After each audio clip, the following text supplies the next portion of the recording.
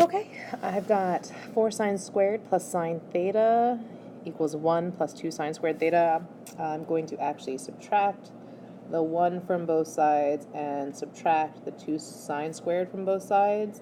So when I do that, 4 minus 2 sine squared is 2 sine squared theta plus the sine theta that was already there. And then I am going to subtract the 1, right? So we get that equal to 0. And this is just a simple, straight-up factoring one. You're looking for two numbers that when you multiply them, you get a -2, and when you add them, you get a +1. And remember, you don't have to, I don't know why I put those there, because I'm sure that I'm going to write bigger than what's actually there. So you get a 2 sine theta to start with, right?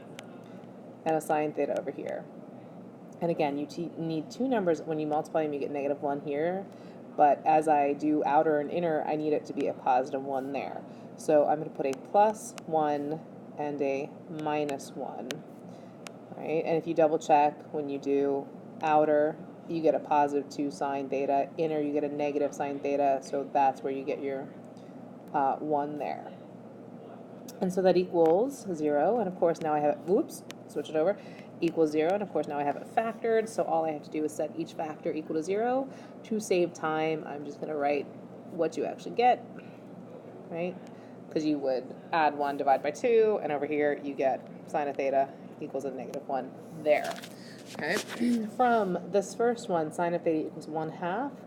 Your angles are pi over 6 and 5 pi over 6. And remember, because it is just a singleton straight up normal theta, there's no 4 theta or theta over 3 or anything like that. You're just finding the answers, and those are the ones that work.